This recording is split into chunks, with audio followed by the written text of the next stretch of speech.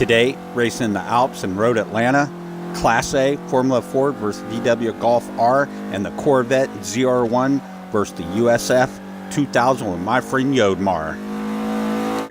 So, what's up, my peeps? MatrixNative here, and in today's video, right now, we are racing in the Alps.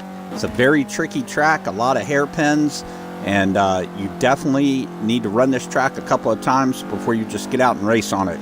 Like I said, it's a very difficult track. However, with little throttle control, you know, with a little butter, you should have no problem. And again, for any of these clips coming up, you know that I will definitely, if you leave a comment and add me as a friend, or at least leave a comment, I will give you my particular setup for the Formula Ford as well as the USF2000. That's actually the Andretti IndyCar, the number 7 USF2000. It's one of my absolute favorite cars on this game, as far as if I'm racing a track with hairpins and you know, 90 degrees, 45 degree turns right and left. So just remember that, guys. If you need any help with your setup, you know, just let me know. I'll be happy to go ahead and pass on that information with you via email or Xbox One message or whatever. But again, I'll be going back and forth in my commentary so you can hear this beast right here. Got the butter, no braking. I try not to brake. As if you guys have played with me, you know that I don't believe in braking and such. Now, drifting's a different story, obviously. I'm not much of a drifter. I really like the speed. So there you go. So here I'm basically challenged my friend and rivals, Yodmar. Him and I play a lot of GTA 5, and he's a good dude. So if you ever see him online, make sure you play with him. Like I said, he's a real good dude, got good reputation. So here, as you see, I'm in the Andretti USF2000, and he's in the Golf. But the thing is, it really, I mean, it doesn't really matter that much, because we're both Class A, so we can only bring our, you know, we can only put so much horsepower in our vehicles and set them up to Class A standards.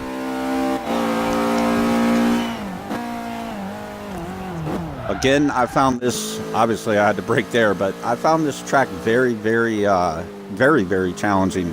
Now here, guys, I go ahead and I pulled out my Formula Ford, another vehicle I really like on, as you can see, it gets really loose. Now what I did there is I always drop it up if I feel like I'm you know, spinning out of control, especially with the rear wheel. I'll go up a gear just to slow down the transfer case. Basically, if you go up a gear, obviously your rear end's in a higher gear and you won't spin as bad. It slows the rotation of the tires, I guess is what I'm trying to say. So that's a little hint for you. And here, as you see, I go ahead and take Yodmar out with his VW Golf R. It actually did give me some challenges. It took me a little bit to finally catch him and you know, beat him with my time. But again, it doesn't really matter about the vehicle. What it really matters about is you know, the class that you pick. So you know, again, if you've played, you understand what I'm talking about. If you haven't ever played Forza 5 or not familiar with that whole setup there, what you need to do is whatever class you pick, you can only mod your vehicle, you know, to a certain horsepower to stay within that class. Like I'm racing Class A now. If I go over the horsepower or the limitations of Class A, ooh, that was a nice little smackaroonie. But if you go over the horsepower or the of that specific class, then you'll automatically, you know, the game will tell you, you know, your vehicle's too powerful for this class, which the next class up would be S. It'll also go ahead and actually modify your vehicle. Say you're in a D vehicle and you want to go to A or whatnot.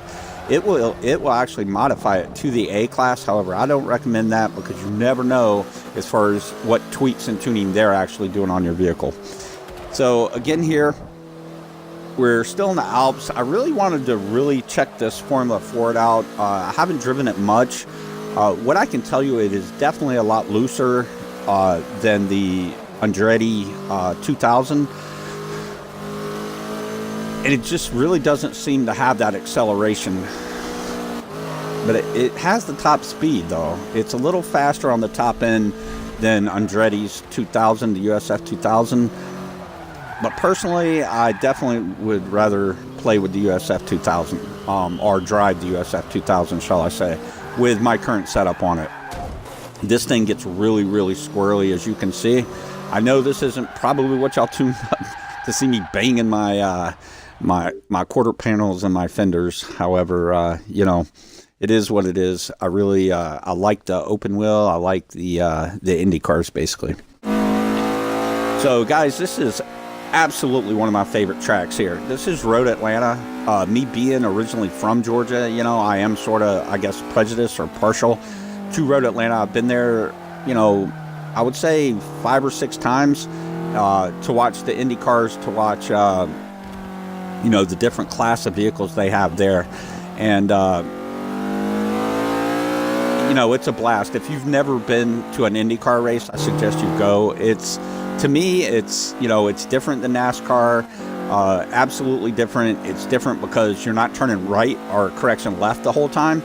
And they just sound like, you know, they just sound like jets, you know, on pavement, really.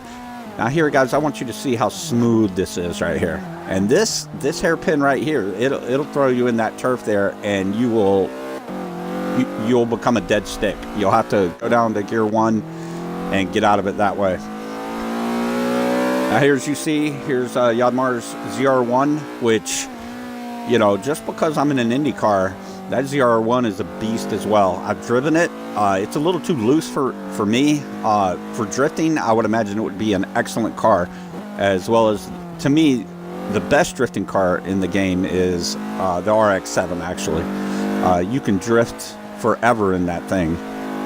Now here, he's actually staying in front of me, but as you see, he gets a little in the dirt there. And right here, you see the smoke of the brakes. Nah. You got to stay on that butter, boys. You got to stay on the butter. Throttle control all the way. I hit 4th here. I was going to ram it in 5th. But again, this turn will put you absolutely in a dead stick. So you definitely want to slow it down. I always get in first gear on that turn there. And then I open it up here. Now on this little like 20-degree turn here, you got to stay off the accelerator at one point, or you will fly into the wall. So as you see there, I just put this up to let you guys like to post it for whoever's in my rivals, so they can see what they need to do, maybe to improve their time. And you know what, guys, if you like this video, go ahead and snipe the like, snipe the sub, and that's how we roll.